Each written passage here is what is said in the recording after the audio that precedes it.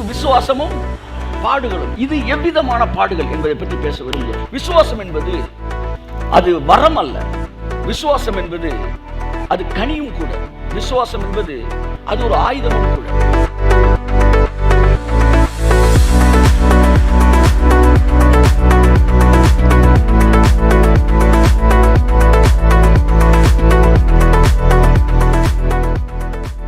புதிய ஏற்பாட்டின் தேவ பக்தி என்ன தெரியுமா? விசுவாசம்.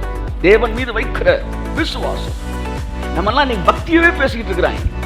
பக்தியை பேசுவது உலக மார்க்கம், விசுவாசத்தை பேசுவது ஜீவ மார்க்கம். இந்த பாடுன்றது வறுமை, வியாதி, கடன் இதெல்லாம் கிடையாது. துர்மரணம் இதெல்லாம் பாடு கிடையாது. பாடுனா புதிய ஏற்பாட்டில் ஒரே ஒரு பாடுதான். அது கிறிஸ்துவின் நிமித்தம் நாம் விரும்பி ஏற்றுக்கொள்ளுகிற பாடுகள். கையை தட்டும்போது அவர்கள் முதலாக சிலுவையில் அறையப்படுவதற்கு முன்பாக இயேசு கிறிஸ்துவின் தலையிலே முள் கிரீடத்தை சூட்டி ராஜாவே வாழ்க என்று சொல்லி பரியாசம் பண்ணினார். பைபிள் அப்படிதான் சொல்லுது. இதோ உங்கள் ராஜா. முள் என்றால் பரியாசம், நிந்தை. அந்த நிந்தையை அவர் சுமந்தார்.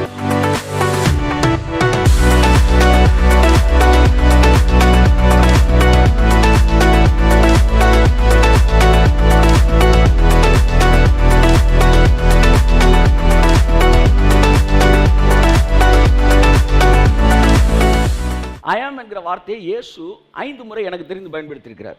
எத்தனை முறை? 5 முறை. யோவான் 6ஆம் அதிகாரம் 35ஆம் வசனம், I am the bread of life அப்படின்றார். யோவான் 8ஆம் அதிகாரம் 12ஆம் வசனம், I am the light of the world. நானே உலகத்திற்கு வெளிச்சம், ஜீவ அப்பம் நானே. நான் எத்தனை தடவை சொல்றாரு கவனிங்க. ஏன்னா அந்த நானுக்கு இந்த நானுக்கு தொடர்பு இருக்கு. அடுத்து யோவான் 10:9 சொல்றாரு I am the door அப்படின்றார். அடுத்து யோவான் 10:11 சொல்றாரு I am the good shepherd அப்படின்றார். யோவான் 11:25-26 சொல்றாரு I am the resurrection and the life அப்படின்றார். அடுத்து யோவான் 16:14-6 சொல்லுது I am the way, truth, life. யோவான் 15:5 I am the vine. 7 தடவை I am இருக்காரு. இங்கே இவர் சொல்றாரு I am that I am. கையை தட்டு. என்ன சொல்றாரு? I am that I am. அந்த I am இருக்குல்ல, ஃபியூச்சரில் சொல்ல போகிறார்ல, I am the door, I am the shepherd, I am the light, I am the resurrection, I am சொல்லுங்க that I am. அதாவது பிதா சொன்னாரு அவர் உன் தலையை நசுக்குவார். சாத்தான்டா சொல்றாரு அவர் உன் தலையை நசுக்குவார். அவர் தான் சொன்னார், பேரே சொல்லல. ஒரு பேரை சொல்லிட்டு தானே அவர்னு சொல்லணும். பொதுவா ராஜு போனாரு அவரு அப்படித்தானே சொல்லணும். இங்க பேரே சொல்லாம அவர் உன் தலையை நசுக்குவார். புதிய ஏற்பாட்டில் இயேசு சொல்றாரு நானே அவர் என்றை நீங்கள் விசுவாசிக்காதிருந்தால் அப்படின்றார். அப்ப அவர்னாலே இயேசு தான். அப்ப இயேசு சொல்றாரு நான் தான் அவரு அப்படின்றார். சோ இந்த இடத்துல ஐ ஆம் அப்படின்னாலே அது இயேசு தான் குறிக்குது. இப்ப இயேசுவ மோசே பார்த்துட்டான். கையை தட்டு வர்றாரு. ஆமென். பார்த்துட்டான். ஒரு முறை கூட பிதாவை மோசே பார்க்கவில்லை என்பதுதான் உண்மை. இல்லை சார், உபவாகம் கடைசியில் போட்டிருக்கு மோசையை போல அவரை முகமுகமாய் அறிந்தவன் வேறு ஒருவனும் இல்லை. முகமுகமாய் பார்த்தவன் அல்ல, முகமுகமாய் அறிந்தவன். It is not seeing, it is knowing. Knowing is the better thing than seeing. ஆமா, பொண்ணு பார்க்குறப்ப சீயிங். ஆமா, கல்யாணம் கட்டின பிறகுதான் knowing. Which is better, seeing R knowing? சொல்லுங்க. நோயிங். நான் அப்பா பார்த்தேன், நான் இயேசுவை பார்த்துட்டேன் சார். என்ன சீயிங்? நாங்கள் நோயிங். கையத்துக்கு ராமே மோசேக்கு அவர் அப்படி தெரிஞ்சு வச்சிருந்தானா, முகமுகமா அப்படி தெரிஞ்சிருந்தானா. முகத்தை பார்க்கல. ஏன்னா அவர் சொன்னார் என் முகத்தை நீ பார்க்க முடியாது, என் முகத்தை கண்டு ஒருவன் உயிரோடு இருக்க முடியாது. அப்படின்னா என்ன அர்த்தம்? செத்து போயிடான்னு அர்த்தமா? இல்லை.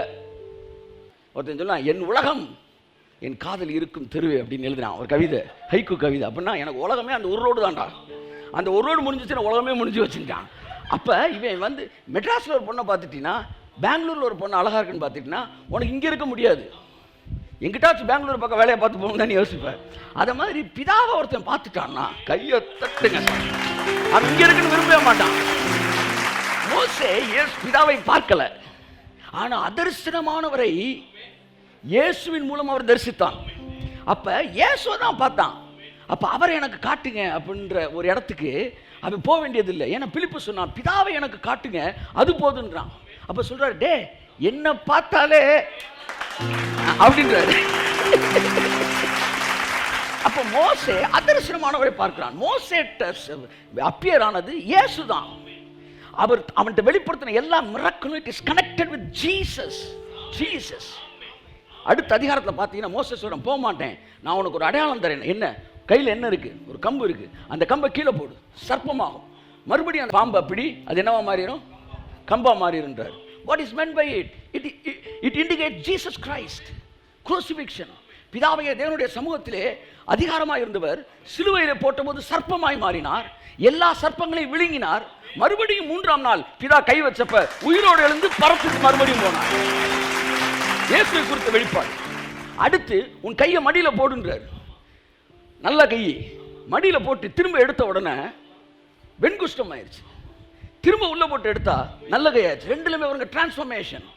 இயேசு சிலுவையிலே பாவியானார், பாவமானார். மறுபடியும் அவர் என்ன ஆகிறாரு? அந்த கை மறுபடியும் சரியான கை மாறி அவர் மறுபடியும் என்ன செய்யறாரு? மகா பரிசுத்தம் உள்ளவர். மறுபடியும் அவர் தன்னுடைய பரிசுத்தத்தை திரும்ப விளங்க பண்ணுகிறார். அப்ப கை உள்ள போற மடி, பிதாவின் மடியிலே நான் இருந்தேன் இயேசு சொல்றாரு. மடியிலேருந்து வெளியே வந்து வெண்குஷ்டமாகுது. மறுபடியும் கை விட்டு வெளியே எடுத்தா இதாயிருது. இதுவும் இயேசுவை பற்றியது. 3வது என்ன? தண்ணி. தண்ணி எடுத்து என்ன செய்யறாரு? தரையில் ஊத்துனா என்ன ஆயிருது? ரத்தம் ஆயிருது. ஆவியான தேவன் மாம்சமும் ரத்தமும் உடையவராய் நமக்காக பூமியில ஊத்தப்படும் போது ரத்தமா மாறிட்டார். ஒரு தடவை கையை தட்டுறாரு. ஆமென். பிள்ளைகள் மாம்சத்தையும் ரத்தத்தையும் உடையவர்களாய் இருக்க அவரும் அவர்களைப் போல மாம்சம் ரத்தம் உடையவரானார். தண்ணி என்ன ஆயிடுச்சு? தண்ணி என்பது ஆவியானவர். ஸ்பிரிட் பிளட்டா மாறிச்சு. இது எல்லாமே connected with Jesus. So mission was given to Moses by Jesus. அப்ப கிறிஸ்துவின் நிமித்தம் தான் இந்த மிஷன் அவன் வாங்குறான். அப்பதான் சொல்றாரு, மோசே மோசே கூப்பிட்ட உடனே வரான். வந்தப்ப அந்த அதிசய காட்சியை பார்க்குற, முச்செடி நடுவில் முள்ளுகளின் மத்தியிலே. ஆமா, இவர் வந்து முள்ளுகளின் மத்தியில் இருக்கிறார். ஏன் தெரியுமா முள்ளுல இருந்து அவனுக்கு காட்சி அளித்தார்னா, ஒன்று நான் மனுஷகுமார், 2வது நீ இப்போ எடுத்திருக்கிற ப்ராஜெக்ட் எனக்காக எடுத்திருக்கிற. எனக்கு இந்த பூமியில் இந்த முள் என்பது எதை குறிக்கிறால்? நிந்தை, அவமானம். அவமானம் முதலாக சிலுவையில் அறையப்படுவதற்கு முன்பாக இயேசு கிறிஸ்துவின் தலையிலே முள் கிரீடத்தை சூட்டி ராஜாவே வாழ்க என்று சொல்லி பரியாசம் பண்ணினார்கள். பைபிள் அப்படிதான் சொல்லுது. இதோ உங்கள் ராஜா. முள் என்றால் பரியாசம், நிந்தை. அந்த நிந்தையை அவர் சுமந்தார். அது வரைக்கும் விசாரணை கைதியா இருந்தவர் எப்ப அவரை கேள்வி பண்ண ஆரம்பிச்சா அந்த முள்ள வச்ச பிறதுக்கு தான் அதுக்கப்புறம் ஃபுல்லா வந்து. அப்ப நீ இப்ப எடுத்திருக்கிற மிஷன் எனக்காக இந்த முள் என்கிற நிந்தையை நீயும் சுமக்க வேண்டியது வரும் என்பதை அவர் வந்து சிம்பாலிக்கா அவன்கிட்ட சொல்றாரு. மோசே இயேசு கிறிஸ்துவிட்ட இருந்து அந்த மிஷனை வாங்குறான். வாங்கி பார்வோன்ட்ட போய் பேசி முடிச்ச அடுத்த அதிகாரத்துக்குள்ளேயே பார்வோன் என்ன செய்யறான்? இவங்களை துரத்தி விட்டு, மக்கள் சும்மா இருக்கிறாங்க, சும்மா இருந்தால் இந்த வேலையெல்லாம் பண்ணுவாங்க, அதனால செங்கலை அவனே வந்து சுடுறதுக்கு தேவையானதான் அவனே எடுக்க சொல்லுன்னு சொன்ன உடனே மக்கள் முதல் முறையாக முறுமுறுக்கிறாங்க. பைபிளுடைய சத்துருக்களின் நிமித்தம் என்னை செவ்வையான பாதையில் நடத்தும், என் சத்துருக்களின் நிமித்தம் அவர் என்னை ஆசீர்வதிக்கிறார், வெட்கம் அனுபவித்தது நிமித்தம், இது எல்லாமே நெகட்டிவ் நிமித்தம் தேவன் உங்களை ஆசீர்வதிக்கிறது. அதனால எல்லாத்துக்கும் தேங்க் பண்ணுங்க, தேங்க் பண்ணுங்க. ஆமென் சொல்லுவோம். அதனால மோசே எல்லா நிந்தையும் விசுவாசத்தினாலே அந்த நிந்தையை மோசே மனசுக்குள்ள என்ன இருந்துச்சுன்றத எப்படி ஆக்கியும் எழுதுறான். அப்ப யார் அவனுக்கு சொல்லியிருப்பா? மோசே மனசுல அப்படி நினைச்சானா? இவெல்லாம் திட்டாயிலேன்னு வருத்தப்படலையாம், பாக்கியம்டா அப்படி நினைச்சிருக்காங்க என்று எண்ணினான். பைபிள வருதுன்னா மனசுக்குள்ள இருக்கிற ஆவியானவர் சொல்றாரு. ஆனா கர்த்தர் சொன்னார் பாருங்க, அவர் சொல்றா, நான் பார்த்து வளர்ந்தப்ப, நான் பார்த்து வளர்ந்தப்ப இவன் தண்ணியிலேருந்து யார் தூக்கிட்டு வந்தது? அந்த 45 லட்சம் பேர்ட்ட இதே தான் சொல்லிட்டு இருக்கா. அந்த காலத்தில் தண்ணியில் இருக்கும்போது நான் தாங்க தூக்குனேன், நான் தான் அவனை வளர்த்தேன். இதே சொல்லணும்னு மக்கள்லாம் மோசையோட அக்காவா ஆனால் தம்பி கொஞ்ச நாள் அந்த பொண்ணு எத்தியோப்பிய ஸ்திரியை கல்யாணம் பண்ணி, இப்போ கர்த்தர் அவளுக்கு தேவை தம்பியை காட்டிக்கலாம் கிடையாது. அவளுக்கு என்னென்னா தம்பியை விட நான் பவர்ஃபுல்லான ஆள் அப்படின்னு ஒரு ப்ரெசன்டேஷன் கொடுக்கணும். அதுக்கப்புறம் இந்த மேட்டரை சொல்கிறான் என்னென்னா மோசையை கொண்டு மாத்திரமா கர்த்தர் பேசினார், அவர்கள் எங்களை கொண்டும் பேசினார். வா எஸ்தர் ஜெபக்குழு, ஏதோ ஒரு ஜெபக்குழு ஆரம்பிப்போம், அப்படியே போவோம் வான்னு சொல்லி just attract the people towards her. கர்த்தர் தரிசனமாகி கையை தெரியும். அந்த சீன்லாம் சரியான படம் எடுத்தா அந்த சீனெல்லாம் அப்படி எடுக்கணும். அந்த 3 பேரையும் ஆரான்றார். யார் யார்? மிரியாம் வா, அடுத்து ஆரோன் வா, மோசே வா. என்ன ஹெட் மாஸ்டர் ரூமுக்கு போயிட்டாங்க, போய் நிற்கிறாய் கேட்குறாரு, உங்களில் ஒருவன் தீர்க்கதரிசியாக இருந்தால் அப்படி கையை வச்சு பேசுகிறார். அவனுக்கு சொப்பனத்தில் நான் என்னை வெளிப்படுத்தி தரிசனத்தில் அவனோடு கூட பேசுவேன். 3 பேர் அப்படியே நிற்கிறாங்க. ஓன்ட்ட பேசியிருக்கிறேன் ஆரோன் பா சொல்றாரு, மிரியாம் பா சொல்றாரு. ஆனால் என்னுடைய தாசனாகிய மோசே உங்களில் ஒருவனைப் போல அப்படிப்பட்டவன் அல்ல, அவன் என்னை முகமுகமாய் தலைவர்.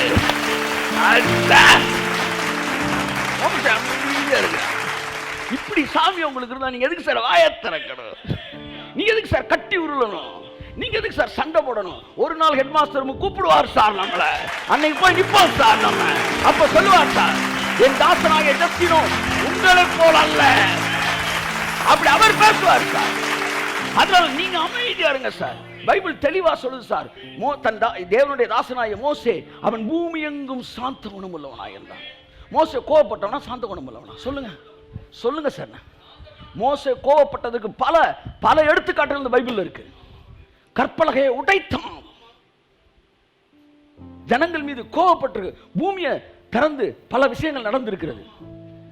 அப்ப என்ன இவ்வளவு கோவப்பட்டிருக்க, அவன் எப்படி சாந்த குணம் சொல்ல போச்சு? கர்த்தர் சொல்றாரு, அவன் கோவப்பட்டதுல ஒரு கோபம் கூட தன்னை பத்தி பேசுனதுக்கு அவன் கோவப்பட்டதே கிடையாது. ஆமா, அவன் கோவப்பட்டதெல்லாம் ஏன் விஷயத்துக்குடா. ஆமா, அப்ப நல்லா நீங்க ஸ்கேன் பண்ணி பார்த்தீங்கன்னா ஒரு தடவை கூட தன்னை பேசுனதுக்கு அவன் பதிலே சொல்லியிருக்க மாட்டான், கோவமே பட்டிருக்க மாட்டான். இவன் முடிச்சது புறஜாதி ஸ்திரீ கிடையாது, அவள் எபிரேய ஸ்திரீ தான் அவள். ஆனால் அவளுடைய பிராட்டப் எங்க எபிரேய கோத்திரத்தில் இருந்தவ, ஆனால் பிறந்த இது பண்ண எத்தியோப்பியாவில். புரியுதா? ஆகவே பூர்வீக குடி அவளுக்கு இங்கே தான். ஸோ அந்த கணக்குப்படி அவன் எபிரேய கோத்திரத்தில் ஒருத்தி தான் முடிச்சிருக்கிறான். இப்படி ஒரு சாமி உங்களுக்கு இருக்கும்போது அவன் அப்பவே இந்த விழுந்த அடியெல்லாம் பார்த்தோன்னா, சார் இன்னும் ஒரு பயங்கரமான ஆளாக இருப்பார் போலையா, நம்ம இனிமேலாம் நம்மளை பேசுகிறவன்ட்டு நம்ம ஒன்றுமே சொல்ல வேணாம் போல. அவர் கிளீனாக வாட்ச் கத்துறதை பார்த்துக்கிட்டே இருந்து பைபிள் சொல்லுது, அன்னைக்கு நான் இல்லைன்னா ஆரோனை தேவன் கொண்டிருப்பான்றான். மோசே சொல்கிறான், ஆரோனை போட்டுதல்னு முடிவெடுத்திருந்தார், ஸ்பாட் வச்சிருந்தார் ஆரோனுக்கு. இவன் போய் உட்காந்து ஆண்டவரே வேண்டான்ன பிறகு போ போ. மிரியாம் வெண்குஷ்டம் 7 நாள் வெளியில் இருக்கிறா, யாருமே போகாமல் உட்காந்துருக்கிறாங்க. ஏன் போல 40 லட்சம் பேர் கேட்குறாங்க, என்ன வண்டி ஏன் போல பிரேக் டவுன் ஏன் போலன்னா, மிரியாம் 45 லட்சம் பேர்ல அவன் பேர் ஸ்பாயில் ஆச்சு. அப்போ சொல்கிறாங்க, விட்டுருங்க, ஆயிரம் தான் இருந்தாலும் தகப்பன் தான், பிள்ளை தான், காரி துப்புனா அவன் வெட்கப்பட வேணாம 7 நாள். அவர் சொல்கிறார், பழைய ஏற்பாட்டில் துப்புனா வெண்குஷ்டம் வந்துருச்சு, ஆனால் புதிய ஏற்பாட்டில் கிருபையில் துப்புனா ஜாதி சோமை. ஏன்புக்குரியவர்களே, சோ இயேசுவை அவன் பார்க்குறான். இவர்கள் எல்லோரும் அதர்சனமானவரை பார்த்தனால அந்த நிந்தையை, அவமானத்தை அவர்கள் சகித்தார்கள், அதை பாக்கியம் என்று எண்ணினார்கள். விசுவாசம் எப்பொழுதும் நிந்தையை பாக்கியம் என்று எண்ணும். அதை பத்தி நீங்க சிந்தையில வைக்கவே கூடாது. உங்களை ஒருத்தன் பேசிட்டான்னா அது இங்க வைக்கவே கூடாது. தாவீது யாரையுமே பழி வாங்கல, ஒரே ஒருத்தனை பழி வாங்கணும்னு வெறி ஆயிட்டான். யாரு? அபிகாயில் ஹஸ்பண்ட், ஒரு அரக்கிரிக்கன் ஒருத்தர் இருப்பான்.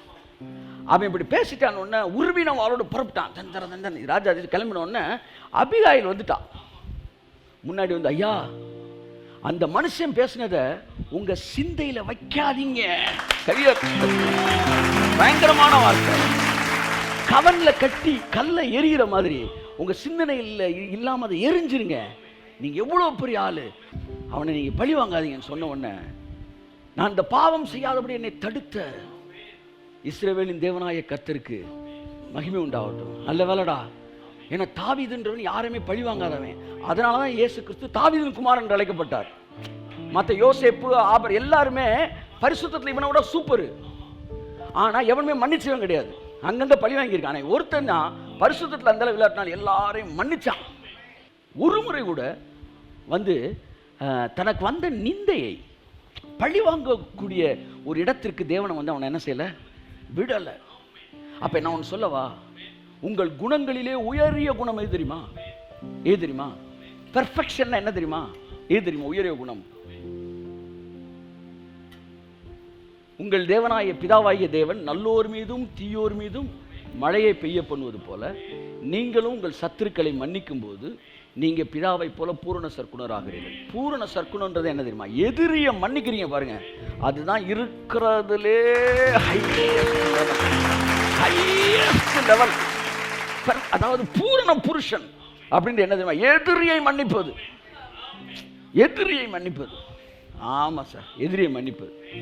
நீங்கள் வந்து பிஹெச்டியில் வந்து ஃபஸ்ட் கிளாஸ் பயங்கரமாக பாஸ் பண்ணிட்டீங்க. நீட்டில் வந்து ஒரு ஒரு டாக்டர் ஆகிறதுக்கு எதுலேயோ பெரிய பெரிய எக்ஸாம்லாம் பாஸ் பண்ணிட்டீங்க. அதிலே பாஸ் பண்ணி ஃபஸ்ட் கிளாஸில் வந்து கோல்டு மெடலிஸ்ட்டாக வந்து நிற்கிறீங்க.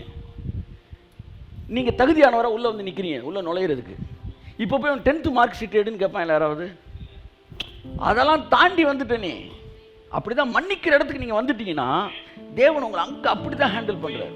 என் அன்புக்குரியவர்களே, மோசே தேவனிடமிருந்து ஒரு பெரிய மிஷனை வாங்குறான். அந்த மிஷன் முடிக்கிறதுக்குள்ள அவனுக்கு அநேக நிந்தை அவமானம் வந்துச்சு. ஆனால் அவன் உறுதியாய் நின்றான். பவுல் சொன்னான், என் மாம்சத்தில் எனக்கு ஒரு முள் கொடுக்கப்பட்டிருக்கிறது. இந்த மாம்சத்தில் எனக்கு ஒரு முள் இருக்கு, என்னை எந்திரிக்க விடாமல் என்னை கொட்டிக்கிட்டே இருக்கிறான். என் அன்புக்குரியவர்களே, இயேசு கிறிஸ்து தன்னுடைய சீசர்களை அனுப்பும் போதும் நிந்தனைக்கும் அவமானத்துக்கும் பயப்படாதீங்கன்னு சொல்லி தான் அனுப்பினார். ஒரு அதிகாரத்தை நீங்கள் வாசித்தே ஆகணும்.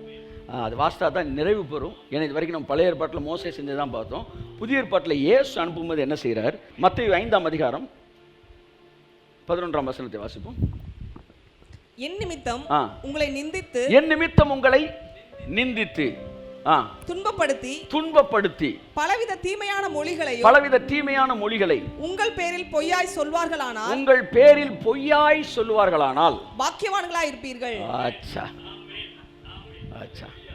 உங்களை நிந்திக்கிறதுல எது ரொம்ப எஃபெக்ட் ஆகும் அந்த நிந்தனைய? அது உள்ளுக்குள்ள ஒரு பொய் இருக்கணும். பொய் இருந்தால் அது ஸ்பெஷல் தோசை. பொய் இல்லாமல் வந்தா சாதா தோசை. இயேசுனரை பற்றி ஒன்று சொன்னாங்க, ரொம்ப சந்தோஷமாக இருக்கு. வாசிங்க, லூக்கா 23:2 வாசிங்க. இவன் தன்னை கிறிஸ்து எனப்பட்ட ராஜாவென்றும் ராயருக்கு வரி கொடுக்க வேண்டுவது இல்லை என்றும் ராயனுக்கு வரி கொடுக்க வேண்டான்னு சொன்னாராம். சார் நீங்கள் தான் சார் சாட்சி. சார் உங்கள் எல்லாருக்கும் அந்த வசனம் நல்லா தெரியும். என்ன சொன்னார்? ராயனுக்குரியதை கொடுன்னு சொன்னார். ஆனால் இவன் என்ன சொன்னா? கொடுக்க வேணான்னு சொன்னாங்க. சரிங்களா? நான் அப்படி சொல்லவே இல்லையா? இதுக்கு பேர் தான் பொய்யா சொல்றது. அந்த வசனத்தை வாசி, சீக்கிரம் முடியும். என் நிமித்தம் உங்களை நிந்தித்து துன்பப்படுத்தி பலவித தீமையான மொழிகளையும் உங்கள் பேரில் பொய்யாய் சொல்வார்களானால் பாக்கியவான்களாய் இருப்பீர்கள். சந்தோஷப்பட்டு களி கூறுங்கள். கையத்தட்டு. உங்களை பற்றி பொய்யாய் சொன்னா என்ன செய்யணுமா? இங்க பாருங்க, சிரிக்கணும்னு சொல்லலையா? மகிழ்ச்சி, அதை தாண்டி சந்தோஷம், அதை தாண்டி ரிஜாய்ஸ். ஸோ நீங்கள் நிந்தையை சகிக்கிறேன்ற பேரில் நீங்கள் அவிஞ்சிடக்கூடாது. நீங்கள் அதே ஸ்பிரிட்டில் இருக்கணும். ஆனால் மற்றவர்கள் நிந்தையை நீங்கள் அங்கீகரி. என் பேரில் உன்னை பொய்யாய் சொல்லுவாரா, நீங்கள் என்னவா இருப்பீங்க? களி கூறுங்க. வாசிமா. சந்தோஷப்பட்டு களி கூறுங்க, பரலோகத்தில் உங்கள் பலன் மிகுதியா இருக்கும். இப்போ சொல்கிறேன், ரட்சிக்கப்பட்ட எல்லாருக்கும் பலன் இருக்கு. என்ன சொல்லுங்க? யாருக்கெல்லாம் நிந்தனை வருதோ அவங்களுக்கு பலன் மிகுதியாயிருக்கு. விசுவாசத்தினாலே தைரியமாக நீங்க நிந்தனையை அதிக பாக்கியம் என்று கருதுங்கள். அதற்கு முன்பாக எல்லாம் எழுதுறாரு, ஒவ்வொன்றுக்கும் ஒவ்வொரு விதமான பலன் பேசுறாரு. நீங்க மலை பிரசங்கத்தை பார்த்தீங்கன்னா, ஆவியில் எளிமையா இருந்தா அதுக்கு என்ன கிடைக்குமா? பரலோக ராஜ்யம் அவருடையது. பரலோக ராஜ்யம் அவர்களுடையது. அடுத்து துயரப்படுகிறவர்கள் பாக்கியவான்கள். துயரப்பட்டா அதுக்கு என்ன கிடைக்குது? ஆறுதல் அடைவார்கள். ஆறுதல். ஒவ்வொன்றுக்கும் ஒவ்வொரு விதமான பிளெஸிங். ஆனா நிந்திக்கப்பட்டா இது எல்லாவற்றோட அதிக பலன் பைபிள் சொல்லுது. அதனால இது மனசுல ஆழமா இதோட எஸ்டாப்ளிஷ் கன்ஸ்ட்ரக்டிவ் ஆயிருங்க.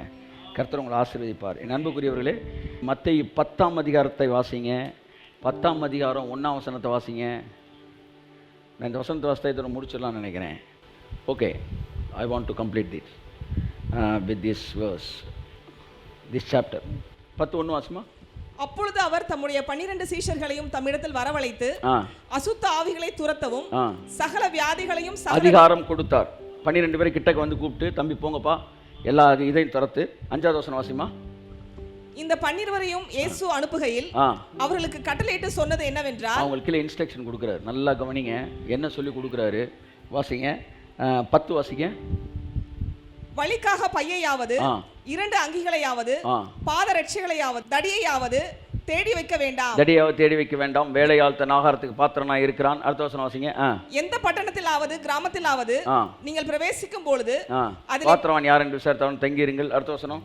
ஒரு வீட்டுக்குள் பிரவேசிக்கும் போது அதை வாழ்த்துங்கள். அடுத்து, எவனாகிலும் உங்களை ஏற்றுக்கொள்ளாமலும் உங்கள் வார்த்தைகளை கேளாமலும் போனால் அந்த வீட்டையாவது பட்டணத்தை விட்டு புறப்படும் போது உங்கள் காலில் இருக்க தூசி உதறிவிட்டு போங்கள். அடுத்து, நியாய தீர்ப்பு நாளிலே அந்த பட்டணத்தை பார்க்கலாம். அதுக்கடுத்து, ஆடுகளை ஓநாய்களுக்குள்ளே அனுப்புகிறது போல. முக்கியமான வார்த்தை,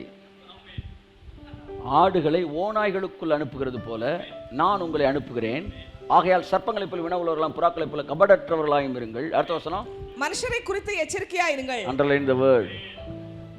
வியாதியை பத்தி எச்சரிக்கையாரு, பிசாசை பத்தி கூட எச்சரிக்கையாருன்னு சொல்லுவார். பிசாசெல்லாம் சுற்றி போயிட்டாங்க. சகல பிசாசையும் துரத்துவார். ஐயா லூசிபர் அம்புட்டையும் துரத்திடுவாடா. ஆனா ஒண்ணு தெரிஞ்சுங்க, வாடா வாங்க கிட்ட வாங்க. இந்த மனுஷங்களை பத்தி மட்டும் ஜாக்கிரதையா. மனுஷனை குறித்து எச்சரிக்கையாரு, பிசாசை பத்தி பயப்பட வேணாம். அவனை லெஃப்ட்ல விட்டு ரைட்ல ஏற்றிட்டு போயிடலாம்.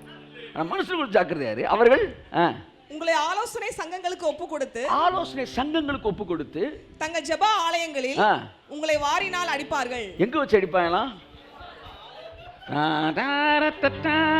எங்க வச்சுனா ஆலயத்துல அடிப்பாங்களாம். புரியுது? அவசரம் நிறைவேறிச்சா? கை தட்டுங்க. ஆமா, ஆலயத்து நடுவில் வச்சு அடிப்பாங்க அவங்கள. நாங்க இல்ல, ஆனா அடி எங்க தான் அவங்களை எங்க வச்சுதான் அடிச்சாரு? என்ன, ஆலயத்து நடுவில் வச்சுதான் அடிச்சாரு. வாங்கிக்கிறோம் நாங்க. ஜெப ஆலயங்களிலே வாரினால் அடிப்பார்கள். அடுத்து, அவர்களுக்கும் புறஜாதியாருக்கும் சாட்சியாக என் நிமித்தம் அதிபதிகளுக்கு முன்பாகவும் ராஜாக்களுக்கு முன்பாக கொண்டு போய் விடப்படுவீர்கள். அடுத்து வாசிப்பா. அவர்கள் உங்களை ஒப்பு கொடுக்கும் போது எப்படி பேசுவோம் என்றும் என்னத்தை பேசுவோம் ஓகே, அந்நேரத்துக்குள்ள அருளப்படும். அடுத்த வாசிங்க சீக்கிரம். அடுத்து பேசுற அடுத்து அடுத்த வசனம். சகோதரன் தன் சகோதரனையும் தகப்பன் தன் பிள்ளையையும் மரணத்துக்கு ஒப்பு கொடுப்பார்கள். பார்த்தீங்களா? சகோதரன் ஆவிக்குரிய வாழ்க்கையில பேசுறேன். தகப்பன் பிள்ளையை கொடுப்பானா? ஆவிக்குரிய தகப்பன்மார்கள் தங்களுடைய அடுத்த ஜெனரேஷன் ஊழியக்காரங்களை காட்டி கொடுப்பார்களாம். அதுக்கடுத்து வாசிங்க. என் நாமத்து நிமித்தம் நீங்கள் எல்லாராலும் பகைக்கப்படுவீர்கள். அடுத்து, முடிவு பரியந்தம் நிலைத்திருப்பவனே ரட்சிக்கப்படுவான். அடுத்தது, ஒரு பட்டணத்தில் உங்களை துன்பப்படுத்தினால் மறு பட்டணத்திற்கு ஓடி போங்கள். மனுஷகுமாரன் வருவதற்குள்ளாக நீங்கள் இஸ்ரவேலுடைய பட்டணங்கள் எல்லாம் சுற்றி முடியாதென்று மெய்யாகவே உங்களுக்கு சொல்கிறேன். அதுக்கடுத்து, சீஷன் தன் போதகனிலும், முக்கியமான வார்த்தை இதோடு நான் முடிக்கிறேன். சீஷன் தன் போதகனிலும் வேலைக்காரன் தன் எஜமானிலும் மேற்பட்டவன் அல்ல. அடுத்து, சீஷன் தன் போதகனை போலவும் வேலைக்காரன் தன் எஜமானை போலவும் இருப்பது போதும். போதும்னா என்ன அர்த்தம்? அந்த அளவு இருந்தாலே போதும். அதை விட பெருசெல்லாம் நீ என்ன செய்வேனா அப்படின்னு என்ன அர்த்தம்னா, என்னையே நிந்திச்சாய். நீ நிந்தனையே இல்லாம ஒரு ஊழியம் பண்ணணும் என்ன செய்யாத, நினைக்காத. நீ நினைச்சினா சீசன் எஜமானனை விட நீ பெரிய ஆளான ஊழியம் பண்ண நினைக்கிற. நீ எஜமானன மாதிரி இருந்தாலே அதுதான் சஃபிஷியன்ட், அதுதான் வந்து எனஃப், அதுதான் வந்து பீக் ஸ்டேஜ். நீ எவ்வளவு தெளிவாக வேலை பார்த்தாலும் நீ எஜமானரோட சூப்பராக வேலை பார்த்துட முடியாது. எஜமானர் என்ன செஞ்சாரு? அவரையே என்ன செஞ்சாங்க? பேல்சபுல் சொன்னாங்கன்னா அவருடைய வீட்டாரை சொல்லுவது அதிக நிச்சயம். ஆமென். அதுக்கப்புறம் வாசிங்க. அவர்களுக்கு பயப்படாதிருங்கள், வெளியாக்கப்படாத மறைபொருளும் இல்லை, அறியப்படாத ரகசியம். கை தட்டுங்களேன் இந்த வசனத்துக்கு ஒரு தடவை. என்னைக்கு நானும் சத்தியதம் இதுதான் என்பது இந்த ஜனங்கள் அறிந்து கொள்வார்கள். வெளியாக்கப்படாத மறைபொருள் இல்லை, அறியப்படாத ரகசியம் இல்லை. ஆகவே தைரியமாக நாம் கடந்து செல்வோம். முச்செடி நடுவில் தோன்றியவர், மோசே அழைத்து பேசினவர், எகிப்து தேசத்துக்கு கூட்டி சென்றவர், உங்களையும் எடுத்து தேவன் பயன்படுத்துவார். கரங்களுக்கு கர்த்தருக்கு நன்றி சொல்லுவோம். ஆமென், ஆமென், ஆமென்.